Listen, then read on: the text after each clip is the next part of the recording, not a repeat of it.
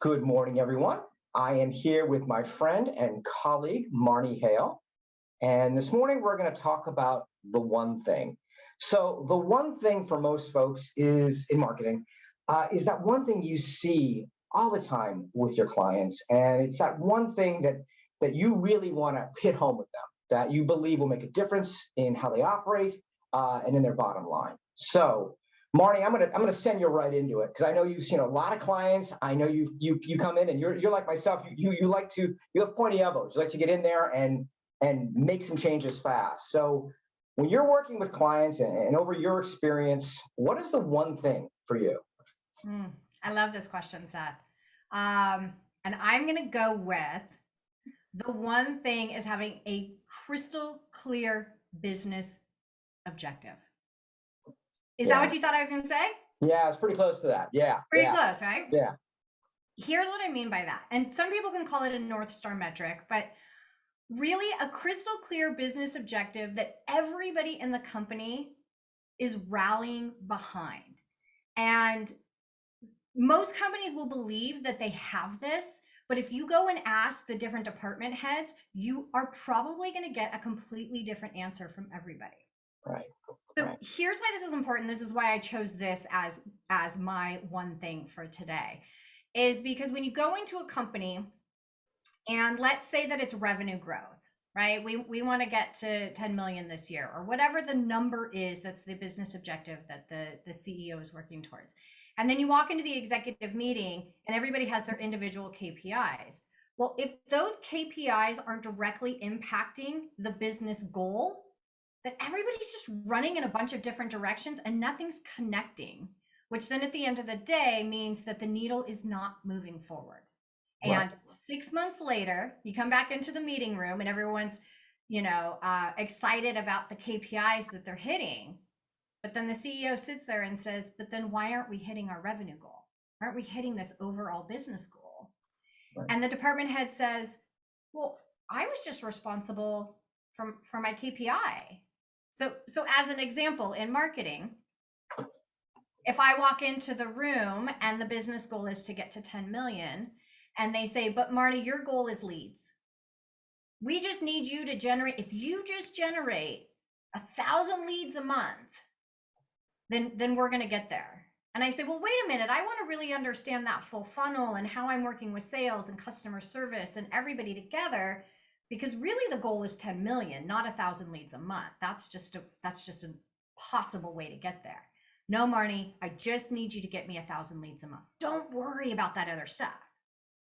So then I go, okay, here I am, next meeting, 1,000 leads. Yeah. What's going on? We didn't get there because Yeah. we're not working together as a team. It's almost like you have, if the corporation were a body, the legs are going this way and the eyes are looking that way and the arms are doing something like this. So they're not a unified expression of moving towards a specific goal, right? Moving forward. Right. Yeah. And if you think about it, when companies are set up this way, which most are, then it creates an environment of pointing fingers. So here I am in the executive meeting again. I got my 1,000 leads, but we haven't grown to 10 million because now the sales team is like, well, those leads suck. And then customer service is like, well, all of the people that sales is converting into customers, they oversold them or they weren't good, they shouldn't have been sold. And so now you're pointing fingers at why you're not growing instead of working together as a team and all having responsibility for the overarching goal, which is the 10 million and working together to get there. I get it. I get it. Yeah, that's great.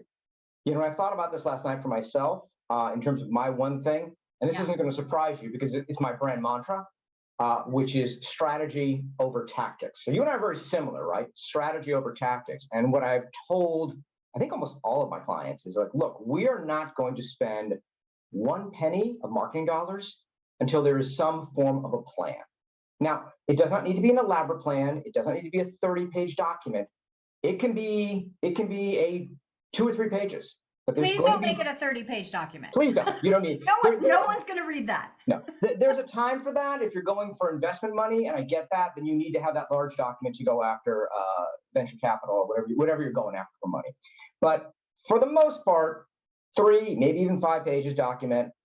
That'll do the trick. And understanding that, I like to say that a marketing plan is valid right to the point where the ink dries on the paper, meaning that things are going to change. Things are going to change, but you have a point of departure and you will adjust as time goes by.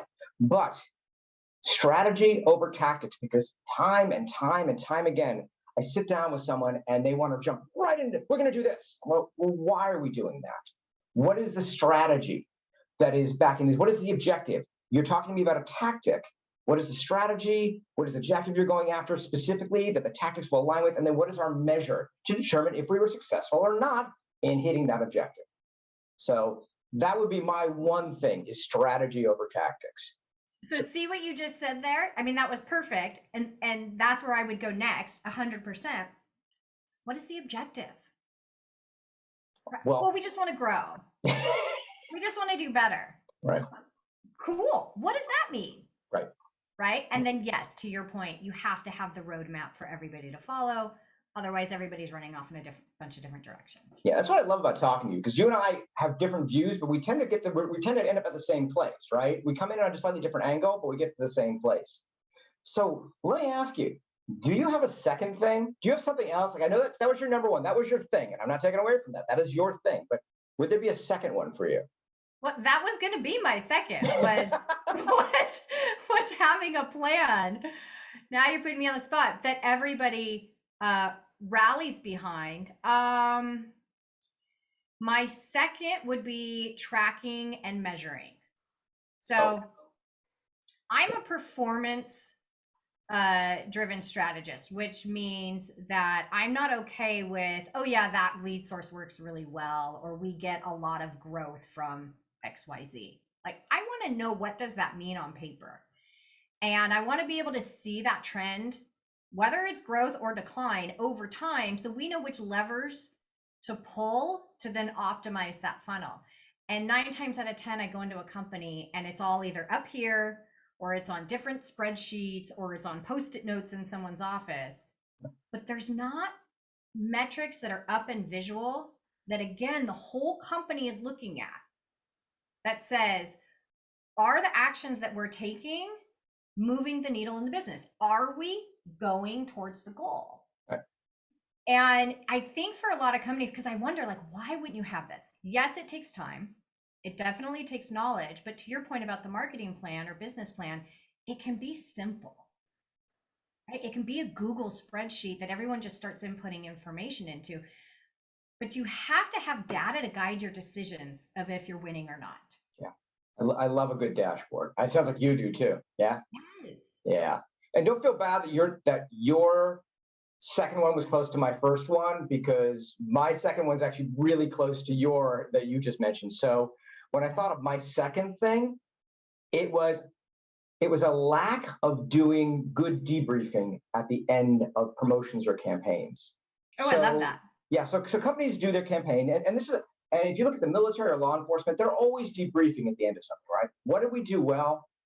What did we do poorly? What do we learn from this? And I find that a lot of organizations do a campaign, they do an initiative, and then they just move on. And there's no moment of pause to say, well, wait a second, let's look at this. And it's great also keeping you humble too, right? Let's look at this. We did our best. These things worked. These things did not. So what do we take forward into our next campaign, our next promotion, our next initiative that's going to help us grow? And when companies don't do that, when they don't do that solid debriefing, they take away from their ability to learn, right? They lose a true learning moment. And I think that's incredibly unfortunate. And I get why they don't want to do it, because I think they're worried about finger pointing, or they're worried that it's going to look negatively on a certain department. And that's never what it's been about for me. It's really about, look, the reality is we can't control for all things in marketing. We can't. There'll be promotions or campaigns that you think are going to be awesome, and they just don't hit the goal. And there's ones that you kind of are lukewarm about, at least for me, lukewarm, and they do stellar work. You're like, wow, I wasn't expecting that type of pickup or brand lift. So it's okay. We're in the process of learning. But I really think that maps well. That's kind of a subset of your one, right? Which you're looking at, you are, as you said, you are a performance strategist. So if you can't measure it, you can't determine if it performed well. Right. How do you optimize it from them? I love that you're bringing this up. I think too that if you're not failing, then you're not taking big enough risks. Right. And it's okay to fail. I think companies today are comfortable with failing. I would also add, as a reason that they don't look at it afterwards, is that they're just on to the next shiny penny. Right. It's like, Right. cool, we did that campaign, we made 300,000. What's next? Right. Or we're too busy to stop and go and debrief on it. But you're 100% correct. That is so important, not only from a celebrating wins with the team, because the team just worked their butt off to achieve that. And now if you're just like, cool, great job, let's go to the next thing, they're going to be like, hey, you know, we did a pretty good job. Let's celebrate it for a second. And then getting everybody's input on what worked, right? Because you know you're going to do it again and you're going to forget. Oh, shoot, we need to make sure customer service has this specific link before we launch because they got a lot of questions about that. Right. Just put it on the debrief doc, and now it's out of your head. And the next time you do this, it's going to be even better. I like that you brought in that it's a cross-functional team that does the debriefing and not just the marketing department, you know, right? You're bringing in the other departments who touch the campaign, who may have valuable input that realistically, if you're in your little marketing silo over here, you're, as you said, they're not going to know. Oh, wow, we need to give a Q&A sheet to customer service because they got a lot of questions on this last one. You know, it's fun. Like, that seems to be the theme of this. Everything we've talked about here comes back to working as a team and not in silos. Yeah. Yeah. Maybe that's the one thing. I love it. I love it. Marni, thank you. This was so fun. I'm so glad I got, again, you and I talk all the time informally. Now we're on camera, and I love to be able to share this with the community. So thank you. I hope it helps. Wishing y'all success.